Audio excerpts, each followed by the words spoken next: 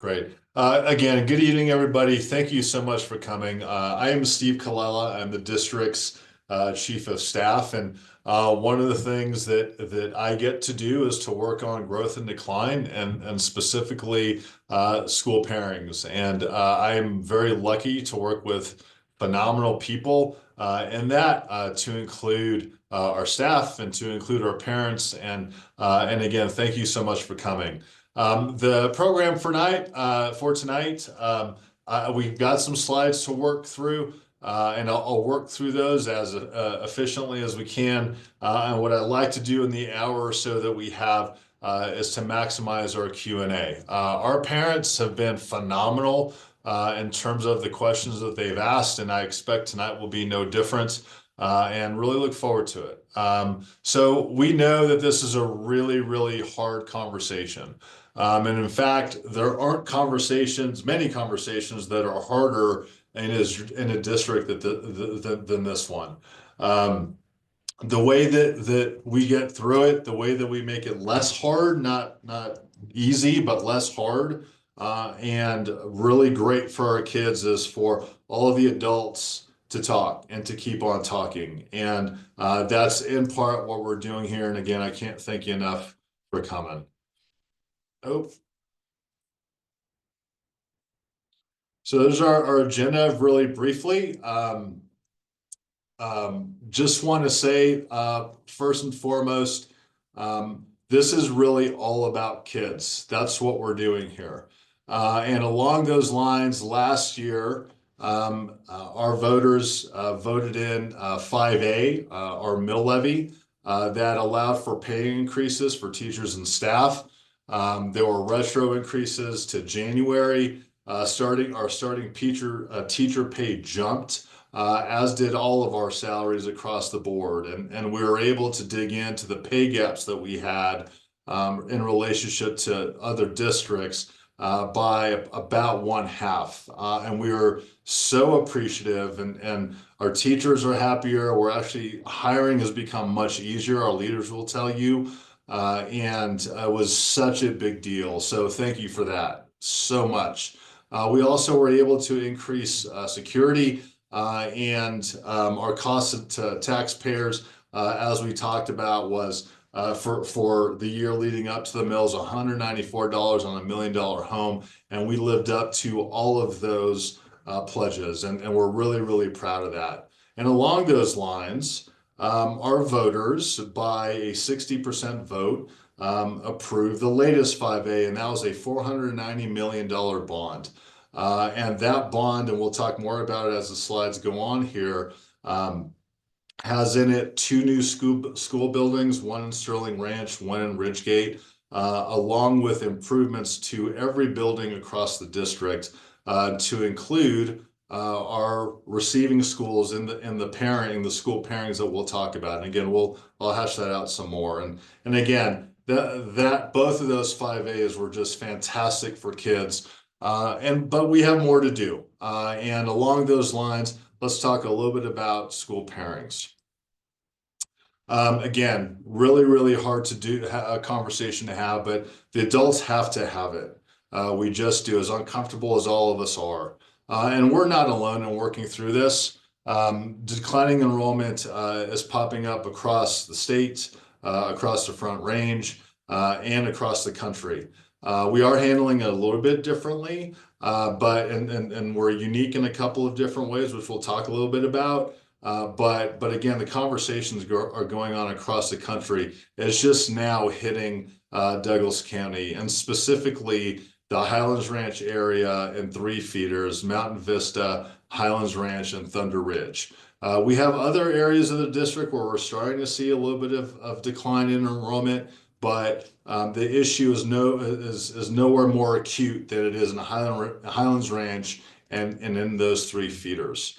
And this is a summary, the slides that I'll show you, of our growth and decline data and other related information. Feel free to ask any question that you want. We also have a growth and decline webpage with a lot of information on it, and there's a QR code to that later on in the slide deck. And first principles are always important, but especially in a really tough conversation like this. This is all about kids. Pairing schools will benefit our kids a ton. And part of benefiting kids is as much as we can, keeping them as much as together as much as possible within the context of the school pairings.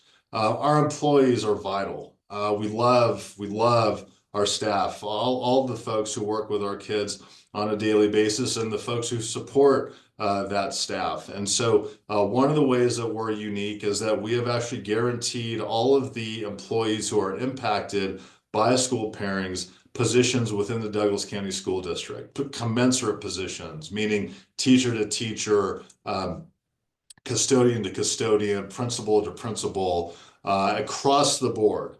Every employee who's impacted in the building is guaranteed a commensurate job. And we can do that in a fiscally responsible way because of really two things. One, we have natural turnover every year that well exceeds the amount of employees that might be displaced because of this process. So that alone is going to help us work with our employees, work with our leaders to make sure every employee who is impacted lands in a really good spot. And then two, the bond. The bond that voters just passed provides for two new elementary buildings. And well, again, one in Sterling Ranch, one in Ridgegate, that'll open in or around August of 2027. And so to the extent that any of our employees are impacted, cannot find a position throughout the district from now until 2027, we'll have two new buildings that we have to staff from side to side, top to bottom. And so we feel very good about that guarantee. It's the right thing to do. We can do it and is fiscally responsible. There's no silver bullet here. There's no easy answer to the lack of enrollment that we've seen over the last 5 to 10 years, and that's not going to get any better. There's just no other way around it other than to talk about school pairings. We know that these conversations are hard. We know that regardless of how much conversation we have and how thoughtful we are and how good things are going to be, we feel, for our kids down the road and our families down the road as a result of these pairings, we know that some in our community it's going to be tough. We've said all along, and it's 100% true, that this conversation is part logic and part emotion, and many times both of those are in the same paragraph. And again, it's just kind of what makes it really, really difficult. So, but we're going to work with everyone, and we're going to get through it, and our kids will be better off. So let me give you a timeline. You'll see phase one underneath the orange header there. We've been in phase one now for about 2 years. This has been, at least this iteration, has been a 2-year conversation. So for those who've been with the district for much longer than that, and we have them, and some of them on this call, will tell you this has been a long-standing conversation. But the board and the superintendent wanted a long runway for this conversation, and so we've been again engaged in it for a couple of years now. We've been in that planning and engagement phase to include these conversations with our parents. We are heading shortly into the policy and decision phase, that middle green portion or green header, where the superintendent in January will be recommending to the board a policy recommendation on the criteria for school pairings. In January, we will not be talking about actual school pairings, but only the criteria for school pairings. And in those same conversations, you will see we will publish a data dashboard that is hopefully easy to use for everybody, that will show a lot of pertinent data that very much lines up with the criteria that the board ultimately lands on. And so everyone will be seeing what we are seeing, and we hope, again, our community will be able to work through it, and we'll have engagement after that as well in case there are any questions. So again, January is just criteria. It's not actual school pairings along with the data. As we move to April, the superintendent on or about April 8th will recommend to the board actual school pairings. That conversation, that's just a recommendation. So the board will not be voting, would not be voting on that day. It'd just be a recommendation laying out the rationale for the school pairings. And it wouldn't be until April 22nd where that the board would vote on the school pairings. So heading into our January meeting, which again is criteria only, we've had a lot of conversation, a lot of engagement. After the criteria are published, we will engage more with our staff, with our community, and then heading into that April timeframe where we work through school pairings, and the superintendent makes recommendations on those in April. And then once that happens, the next operative time frame is August of 2026. That is when school pairings will become effective. So what that means is that after the board votes on school pairings, an entire school year will go by. We're calling it a transition year, and so that the buildings that are in the pairing stay status quo, and everyone starts to adjust: families, staff, kids. We would work during that time period to get everybody together, to get the staffs together, to get families together, to get the kids together, to start building that community. That transition year is going to be really, really important. The other reason that transition year is really important is, remember the bond. The bond has in it $490 million for a variety of projects across the district. Included in that is $20 million to be shared among the paired schools or the receiving schools for additions, for rejiggering inside the building, so that when kids walk into the buildings on August of 2026, they're ready. And it's an awesome experience for our kids. Our goal is to have all of the construction done ahead of August of 2026. So again, our kids walk in and boy, it's a new environment for everybody, and it's awesome. It's not impossible that all the construction won't be done, and we're working on contingencies for that, temporary contingencies for that, to make sure all of our kids are housed in a really safe environment, and again, are having a great educational experience. So really quick recap: January is criteria only. April is when the superintendent will recommend school pairings, and then the school pairings will take effect into August of 2026. And again, we have that transition year in between where everybody starts to adjust. So what does it mean for impacted families? So there are 16 elementary schools in Highlands Ranch, in those 3 feeders, and we're considering all 16 for possible school pairings. We're not going to pair all 16. It'll likely either be 6 schools into 3 or 4 schools into 2. And the reality is, even after these pairings, we'll have some small schools in terms of enrollment remaining. But the reality is those smaller schools will be easier to fund because of the pairings of the 6 or the 4. We have not made any decisions on any recommendations as to what those pairings ought to look like. We need the criteria first, and the board weighs in on that. But then we do the assessment, and then again, the superintendent will recommend to the board in April for those pairings. Again, they'll take place in August 2026, and we'll use bond money to about $20 million to work with those receiving buildings. And the first principles, there's a lot of details we're working out, and we have been working out, and we'll continue to work out heading into January and then April. But we love our kids to death. And our families are so important, and this is all about access, their access to a maximum amount of learning opportunities, and we'll talk about that in a second. So our commitment to our families is we're going to provide you as much information as possible, as soon as possible. Our enrollment policies will continue to respect family needs and choices. Engaging with families is really, really important to make sure that our pairing process for our kids is as smooth as possible. Again, heading into August of 2026, we really want to work with the new paired communities to make sure that they're getting what they need for their kids.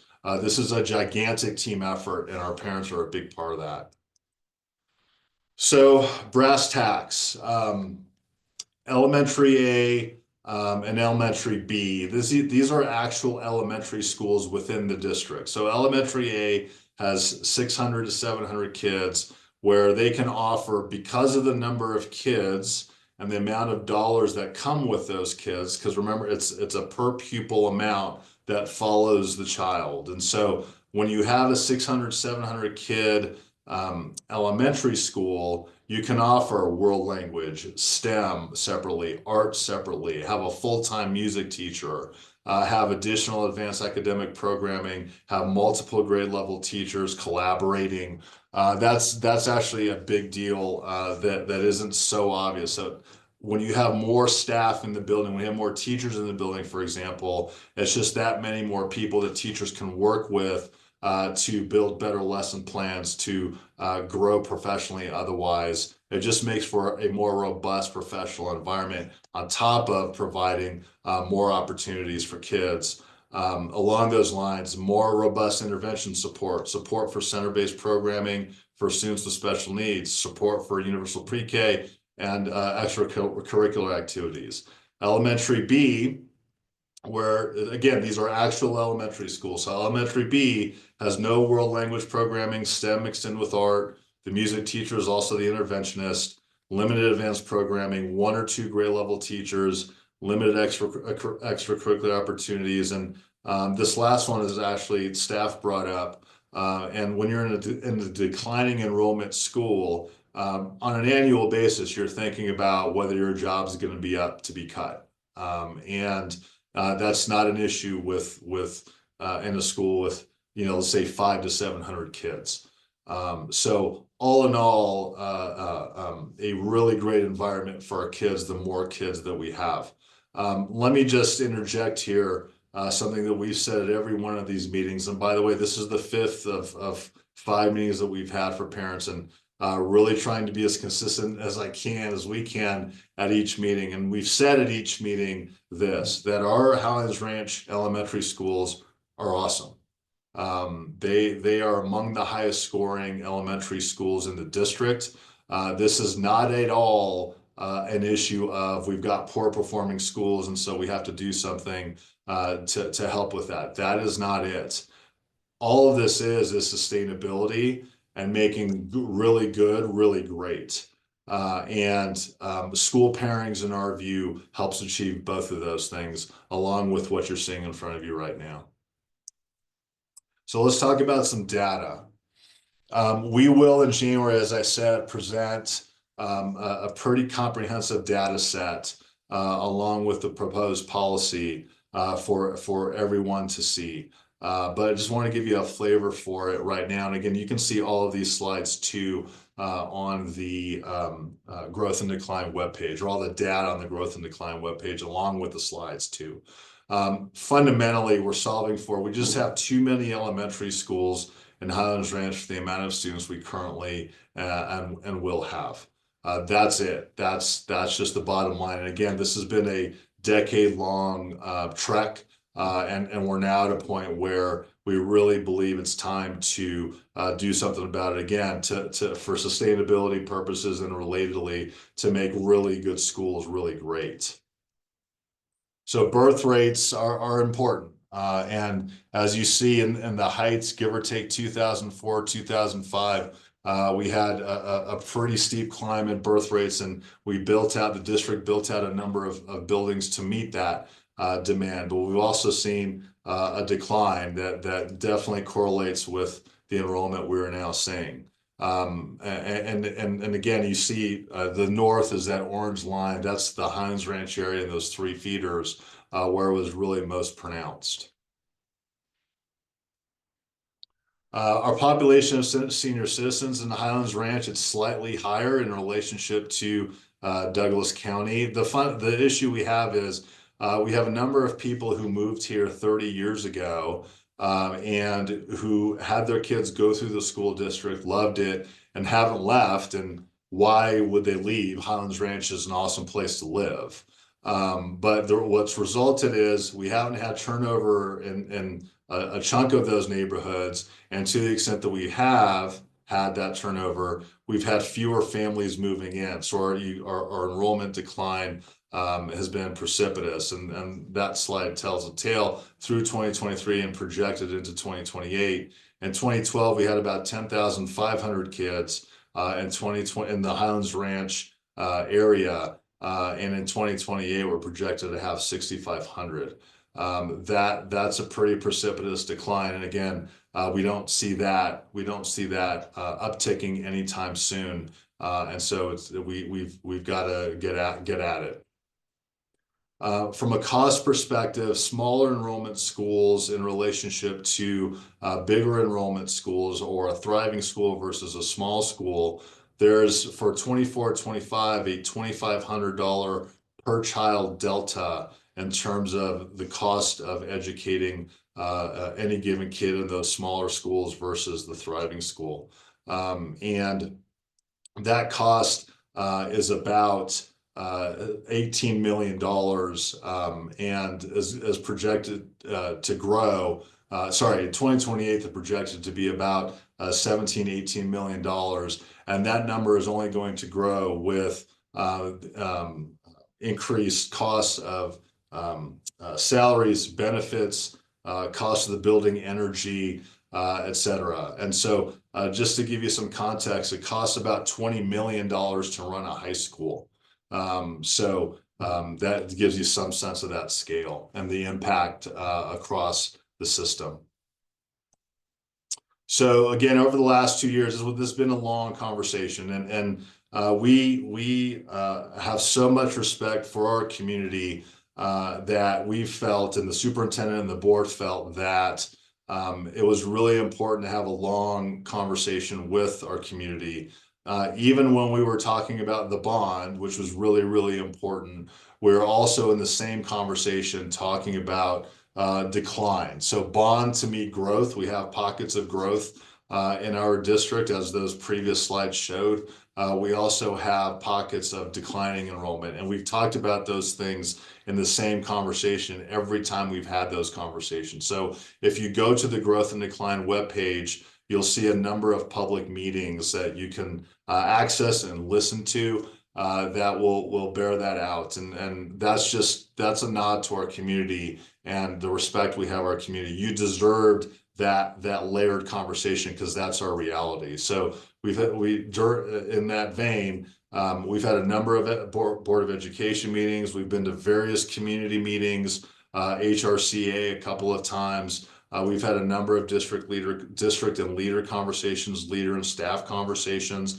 Along those lines, we went out to all 16 of the potentially paired schools over the last couple of months and had conversations with them, presented a slide deck that is similar to the one you're looking at, but then had a lot of Q&A about staff and their questions about their positions, about their kids, about their families. And just like with our parents, our staff is just awesome. Incredibly thoughtful and incredibly kid-driven, and ask phenomenal questions. And that partnership is just so important, as it is with you all. We've actually started to do initial due diligence through our departments. We also have engaged a couple of North Planning area groups. One group made up of community members and leaders, another group made up of staff from the potentially impacted schools. And those conversations will continue, and again, to date have just been awesome. As I said, we've had those staff meetings with potentially impacted schools, and boy, we're just lucky to have the people that we have. So some of the issues that have come out of those various conversations, you can see here on this chart. Very honestly, if I were truly reflecting all of the issues that have come up and that we've been working through, this slide, I would be like 5 slides, 6 slides with all the various issues that have come up. And it's been heartening to have these various conversations and to feel like we're starting to hear many of the same issues come up, which means that we're where we need to be in terms of our various considerations and making sure that our kids are well taken care of, and our staff and our families are well taken care of. So this just gives you a flavor for it. Along those lines, we want you involved. There's a QR code on the next slide that I'll get to here in a second, asking 3 questions. So we have and on the survey a list of criteria, and that list is really a reflection of the various criteria we keep hearing over and over again as we're having these conversations. So we would ask is, weigh in on it. Are these good criteria, or each individual, are these good criteria? And to the extent that we're missing something, what do you think we should consider for criteria for pairing of schools? That's the first question. The second question is, whether your school is chosen or not, what would help you navigate this difficult conversation now and in the next few months? We know that there are people, staff members, parents, community members, who would say, listen, can you just leave me alone? Let me know what the decision is in April, and then we'll go from there. We certainly have a chunk of folks who live in that world, and we want to respect that. We also have some who would say, listen, the minute you get the minutest of details, please reach out, or please publish it so I just have the information, I can work through it, and everything in between. All of us, myself included, are parents. All of us have been educators. We know, we have a sense for where that balance is, but we want to hear from you on that. And then the third one is, what questions would you like answered that we have not yet answered? And here's why that one is important beyond the obvious. We actually, on the Growth and Decline web page, maintain a FAQ section that, give or take, 9 months ago was about 5 questions long. Now is close to 16 questions long, based on the various questions that we have gotten in these kinds of fora. So we would love to get your take on that, just so we can answer as many questions as we can. We can continue to fill out that FAQ section and to potentially adjust how we have these conversations around some of the questions that you are having. So again, would just love your take on that. So there's a QR code. I'm going to sit on it for just a couple of seconds to where you can get into it. And then I've got a couple more slides to get to really quickly, and then I'll come back to the QR code while we do the Q&A. So I will come back to it in a second or two. So if you have questions, you have, this is in the list of folks who you have access to and talk with the most. Your building principal is probably your point of contact most of the time on almost everything. We have talked with them, continue to talk with them about this issue. They'll have a lot of great information. And so they're available to you. Our exec director of schools, John Gutierrez and Ian Wells. John is East Highlands Ranch. Ian is West Highlands Ranch, EDOS. They're available to you. Our assistant superintendent of schools, Danny Windsor, is also available to you. I certainly am. My email is here only because I'm taking point on this conversation. And so if you need a district lens, if you have a question for somebody in at central office or at the district level, please reach out to me. And of course, Superintendent Kane is also very available to all of you. There's our QR code for the Growth and Decline webpage. Again, it's got a lot of information. And so to the extent that you and or your friends, neighbors have any questions, they've heard a rumor, that tends to happen in these sorts of things. We've heard a few interesting ones that were 100% not true. That Growth and Decline webpage works really well in a pinch. But truly, if you need anything beyond the webpage, again, you reach out to leader, reach out to me or EDOS, etc. So we just want to make sure you have that information. So this is 100% about kids. Again, 5A last year, 5A this year, all of the work that we have done over the years and will continue to do for our kids, you at home, in our buildings, This is just part of that effort and making sure that this process is as smooth as possible for them. And again, we really appreciate your partnership. With that, and I will go back to the QR code for the survey. Happy to take questions.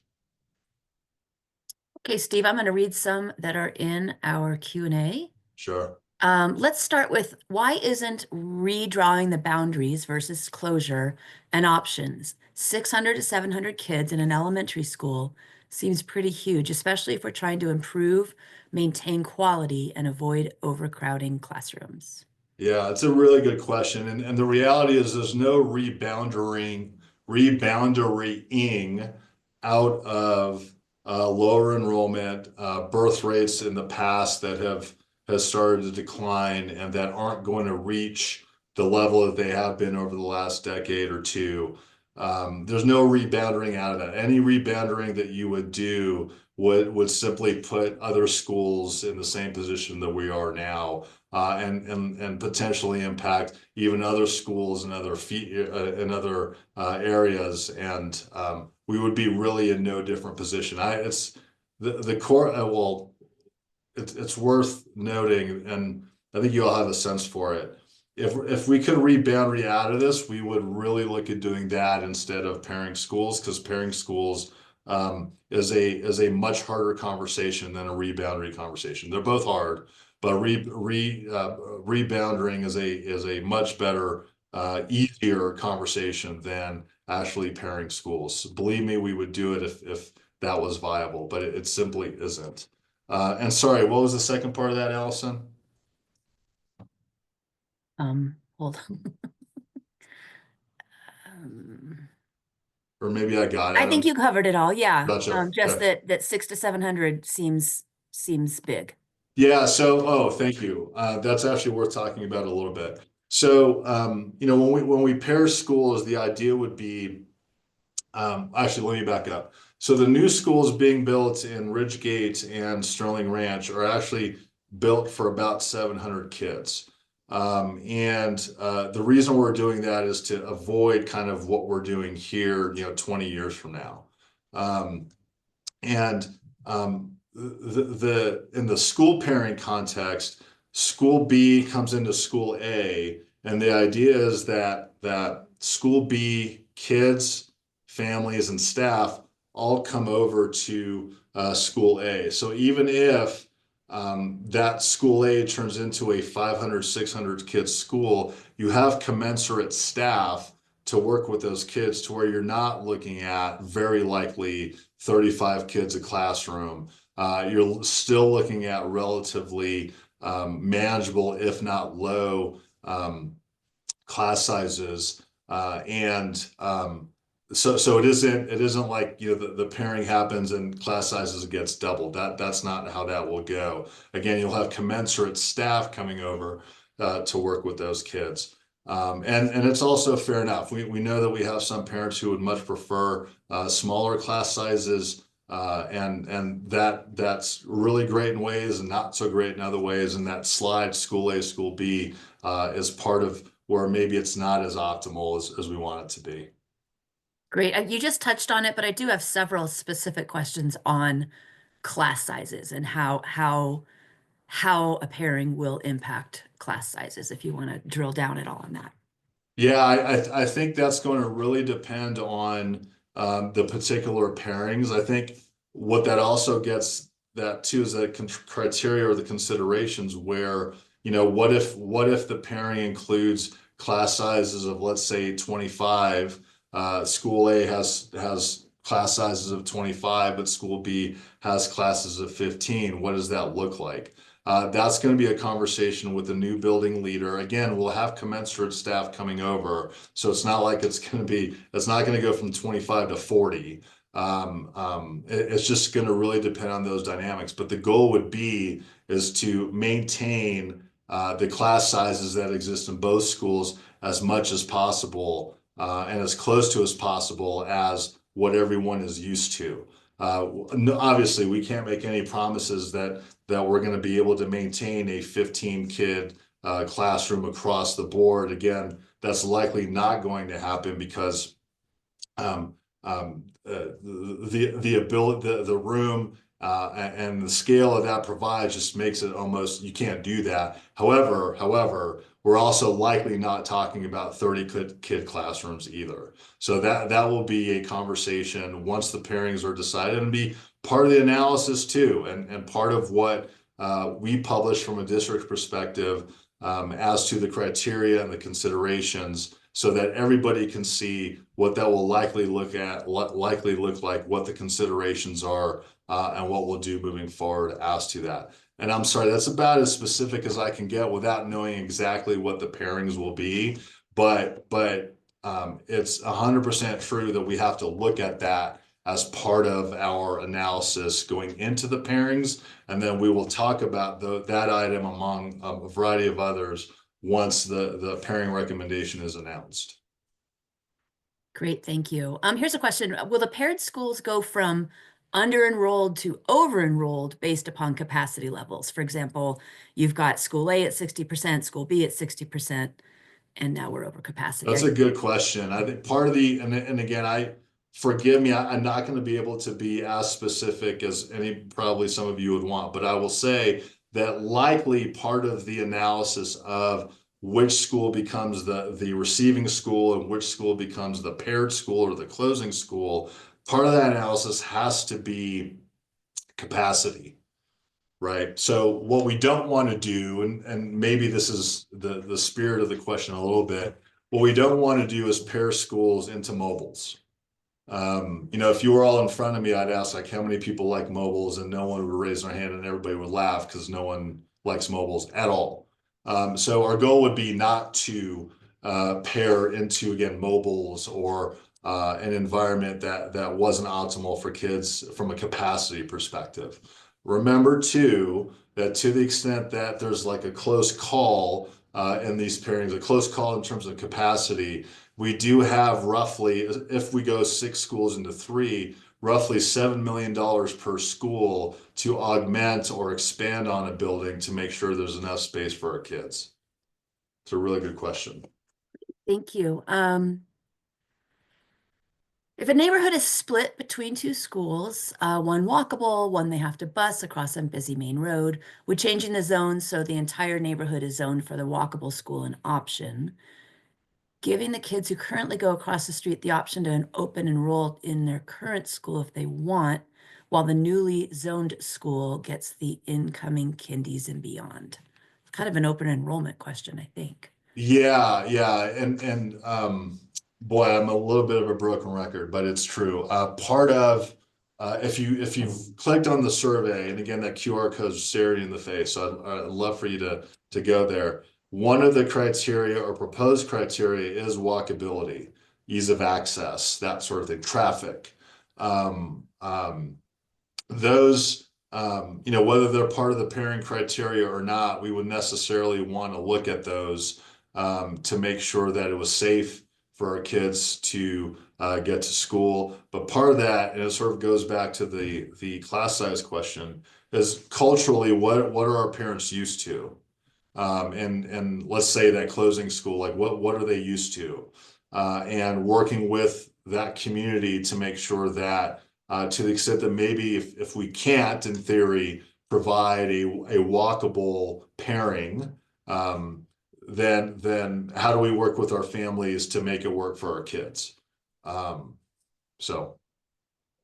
Great, thank you. I have heard more parents wanting to move to this area due to other county curriculums. I'm not sure about that, but has there been impact in the last year or so to support this or start a conversation around it? So have we seen an influx of people coming to the Highlands Ranch schools?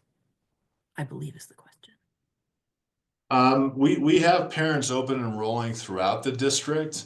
We haven't seen nearly enough of an influx, and to include the Highlands Ranch area and the 3 feeders that we're talking about.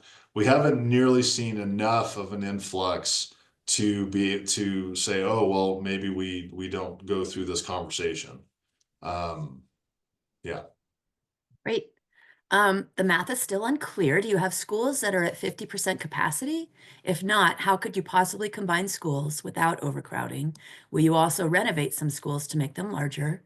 Will you over rely on portable classrooms?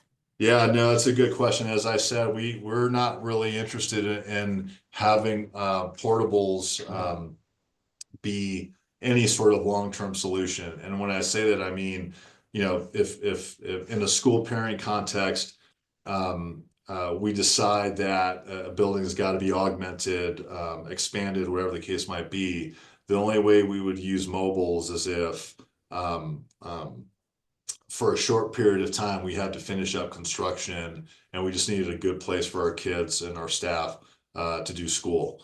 Portables are not a long-term solution for us. They're not. Mobiles are not. I think to your other question, you're really getting at the data. And as I said, in January, we'll publish a pretty good comprehensive data set to where that question, among others, would likely be answered.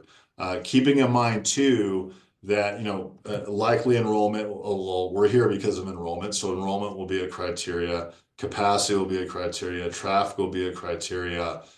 Programming will likely be a criteria. Sorry, I mean to say likely. I don't want to get in front of our Board of Education at all, but if we're guessing, that's kind of what we're working through, and we'll see where the board lands. But so capacity and enrollment are likely going to be important, but other factors will also be important too. So yeah, I just want to make sure. I wouldn't necessarily assume that if a couple of criteria hit the mark, that necessarily then there will be school pairings, because there's more to the analysis. Great, thank you.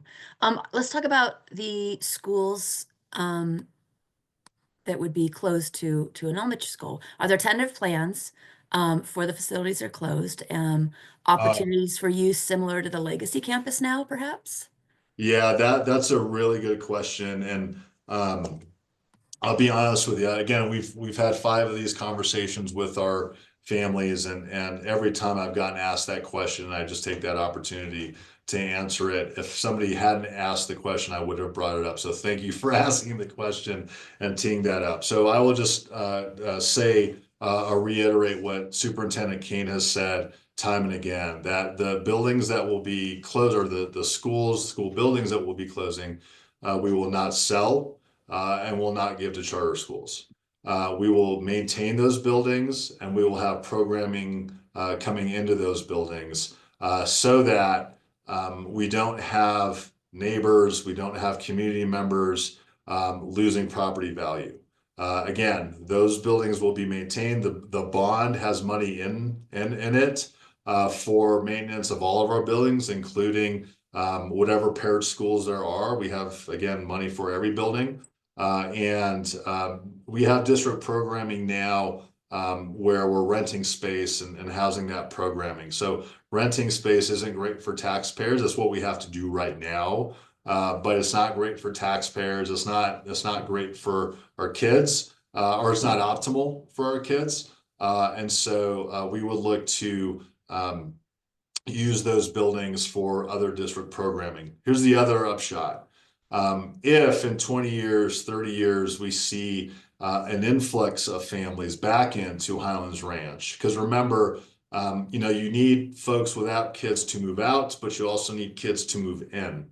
So assuming that happens in material numbers to where we need an additional school, we can repurpose those buildings into elementary schools without taxing the stuffed elementary schools and any more than we have to. So there's that added advantage as well. We don't plan to sell those buildings. We won't sell those buildings, and we will bring those will be active buildings.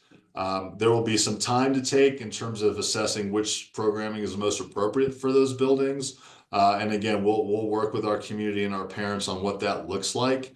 But we don't want those buildings sitting idle for long stretches of time. We understand that home buyers buy in part because of the school, in some cases, like right next to them, schools that they can see. So having a building dilapidate and or sit empty is not great for anybody.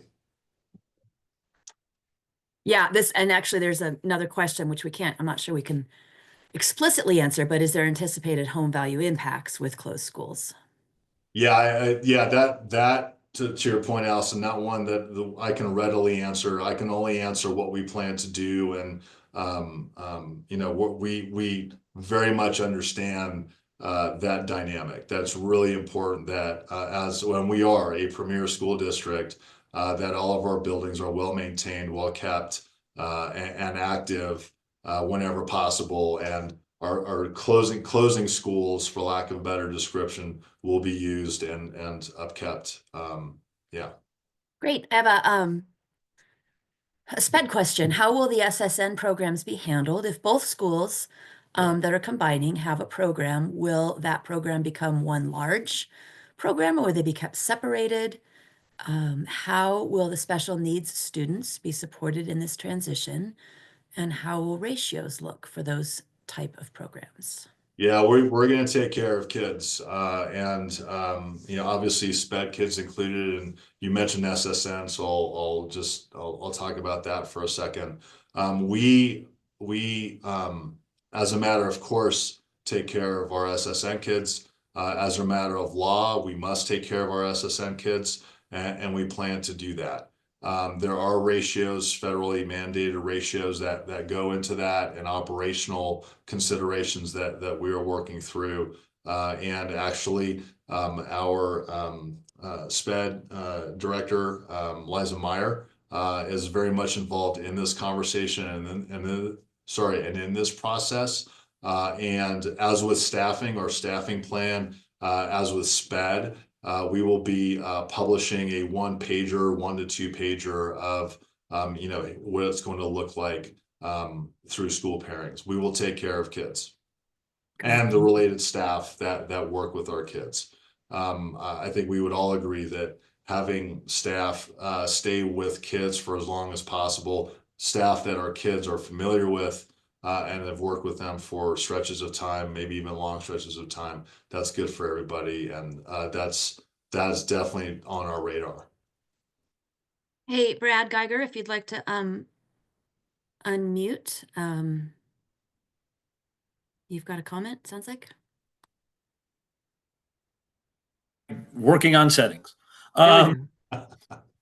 The board has discussed very much the impact on our special education children and how to make this work. I had a chance to visit a couple of schools this week, and the difference in how we're able to address special needs and affective needs in larger schools is absolutely clear. Not that small schools don't do a great job and try to do that, but there is one of the advantages to combining schools is to have a more coordinated, larger special needs and affective needs programs. So we are actually hopeful that this will provide more benefit to those students in a larger school with a bigger, with more staff able to focus upon those kids and those needs. This is something that is important to a lot of board members, and we're going to be following through on that very closely, not just before we make the decision, but after the decision is made over the next year to make sure that those kids are not left behind. Great, thank you. I'm going to combine a couple of charter school questions. One is asking why we renewed charter schools at our last board meeting. And then because even though we knew about our enrollment declining, and then are the volume of charter schools in the area contributing to low public school enrollment? Charter schools are public schools, but are they contributing to the declining enrollment in our neighborhood schools? Yeah, so I'll take that last one first. Every school in the Highlands Ranch area is seeing is having the same issue. The advantage that the district has is that we have the scale to be able to offset the declining enrollment that we've been seeing over the last half decade to a decade, and so that's helped a lot. Whereas whether it be a singular charter school or a private school, it's harder to do that. As far as the board meeting the other night, I'm gonna stay as factual as I can. if you're interested and you're curious, I really urge you to go watch that meeting, and you'll draw your own conclusion. I will stick with the facts. And the board did not approve or renew a charter school the other night. The issue there was one of authorization, and whether the district authorizes the charter school or whether CSI, the Charter School Institute of Colorado, authorizes. That was the conversation. It wasn't approving or disapproving a charter school. Whether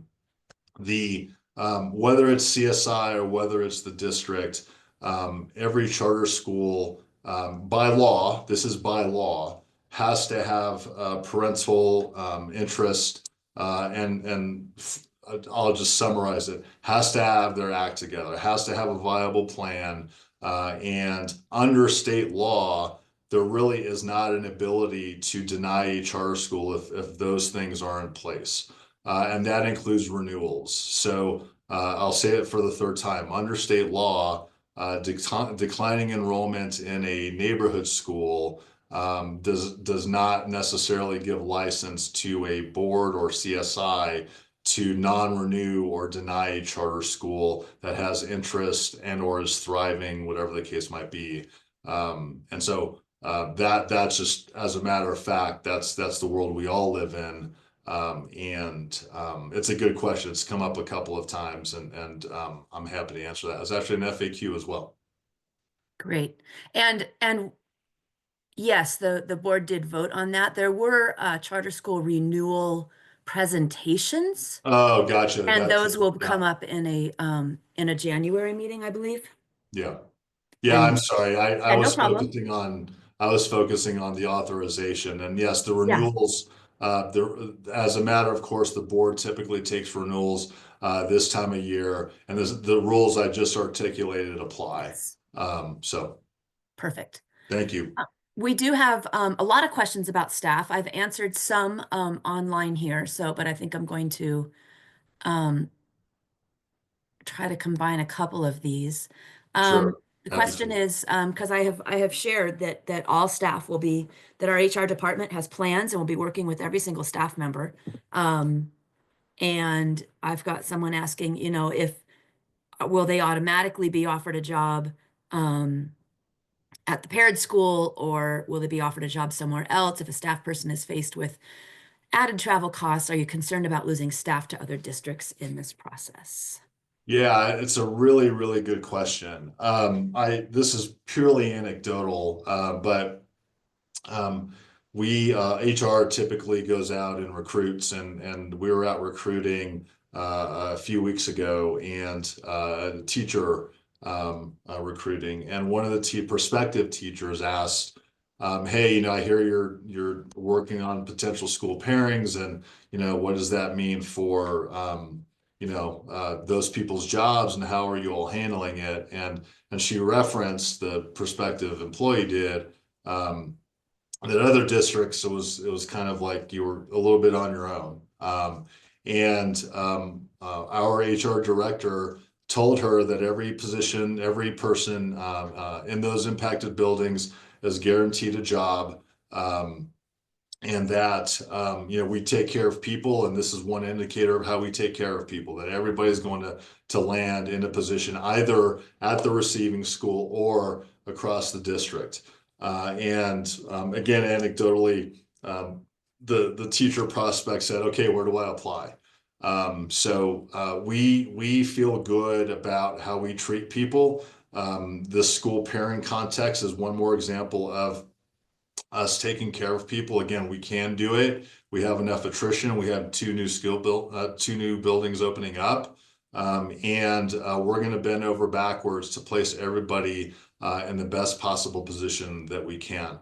We've actually had that conversation about, well, hey, if the guaranteed job, for lack of a better description, is 5-10 miles away from where I currently work, is there anything we can do? And my answer to that is, and has been and will continue to be, we're going to work really, really hard to help you land in a spot that where you want to be, to include in terms of proximity. I can't promise it. We can't promise it, but we're going to work really hard. And the reality is that, you know, those 500 positions that open up on an annual basis that I referred to early on in the presentation, we have a number in Highlands Ranch that will open up. And so again, we're going to work really, really hard with our staff to make sure that we, again, that they can land in as good a place as we can.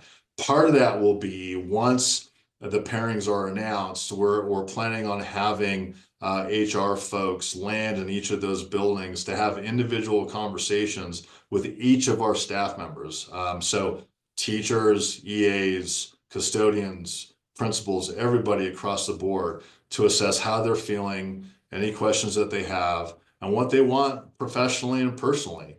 We're bound to have some staff members who would say, you know what, this is an opportunity for a fresh start. Can I go to, you know, Parker or Castle Rock or wherever the case might be? We're bound to have some of those folks. But regardless, we can do this, and again, in a very fiscally responsible way. And all of that to say, all of that taken together, sure, we might lose some folks to other districts. But, you know, as I've said before, and when asked the question, I invite anybody to go look at how other districts have worked with their staff when this has come up, and compare it to how we're handling it. And really, the short answer there is you'd be hard pressed to find a district that are guaranteeing the way we are guaranteeing and leaning in the way we are leaning in to make sure our staff across the board, classified and licensed, are taken care of. Great, thank you. Everyone, we are approaching 7 o'clock, but we still have a few questions, and we'll be answering all those questions if you want to hang in there with us. We will also be posting this video to the Growth and Decline website, so you can always watch it or share it with a friend or neighbor if they were unable to attend. What are the plans with the staff at both schools, and what about specials? So we've answered staff, but I'm at a school that has had 4 specials last year, and now it's down to 3. Would Yeah. specials increase or possibly decrease with the school population increasing and room starting to be a commodity? So that gets at certainly programming. It also gets at Yeah. capacity. Yeah. The reality is when you have more kids, you have more ability to add staffing for specials, for SPED as needed, and across the board. And so you would expect to see, in most cases, in a school pairing context, more programming and not less. Now, we may, in a pairing scenario, have come, you know, once the pairings are nailed down, a community and or staff and or leadership say, hey, listen, maybe we want to adjust some things in terms of our programming, maybe on the extracurricular side. And so maybe you'll see more of arts, less of PE, that sort of thing. But that's going to be really dependent upon that new community and what that community is looking for. But generally speaking, you ought to expect to see more programming and not less. Great, thank you. My kids currently go to a school with mobiles. Will schools that are not closing but have mobiles now be able to get a permanent structure addition? So if I'm understanding the question correctly, the $20 million for out of the bond are really for the receiving schools to augment within those contexts. There's likely to be some sort of spillover effect into other buildings potentially, in terms of freed up resources to maybe do some more to those buildings, but we would really have to take a look at it. But at least at this point, we're really looking at that 20 million for, and again, assuming 6 schools into 3, just hypothetically, those 3 receiving schools would share those that $20 million, give or take 7 million per, to work on those receiving buildings to make sure that, again, our kids are coming into a really nice new building. I don't know if that totally answers the question, and forgive me if it doesn't. That's how I interpreted it as well. It Yeah. feels like at the moment we can't, that's not sure and not part of the immediate work that we're doing. Exactly. Okay. I do have one more question at this point, and then we will be done with our questions that I have. Okay. How will the bond fund amounts allocated to schools? How are they allocated to the schools, specifically those that are closing? And so you'll repeat that those are intended for the receiving schools. Yeah, so remember the bond has money in it for really all of our buildings, to include the buildings that will close. And the schools that will close. After the pairing happens, those buildings again will not dilapidate, they'll be maintained. So there is bond money for that maintenance. There's annual funds for that maintenance as well, just as we normally do. The bond though just makes it so much easier and makes it makes our helps with our capital resource allocation so much more. And we don't have any concerns about those buildings staying highly functional. So sorry, what was the second part of that? Um, Sorry, Allison. no. That will the money go to the closing schools? And no, that 20 million is intended for The receiving receiving schools. schools. Yeah, thank you. Correct. Yeah. Yeah. I dismiss them after I ask them. So then No, I get it. I get it. Yeah, I get it. those are all the questions that we have. We've answered quite a few in our Q&A. And so those are available to everyone. And again, we will be posting the video online. We hope to get that up. I suspect it'll get up by tomorrow. And you've got all the links. Please go to the Growth and Decline page for more information. Yep. Anything else from you, Steve? No, other than again, thank you so much. And as I said early on, we'll continue to offer a fora like this in person and virtually throughout this process, through January, after January, into April, and likely even beyond April, to make sure that you're getting all of the information and to have your questions answered. So we really, really, really appreciate your time. You're a big part of our team, and thank you so much for coming.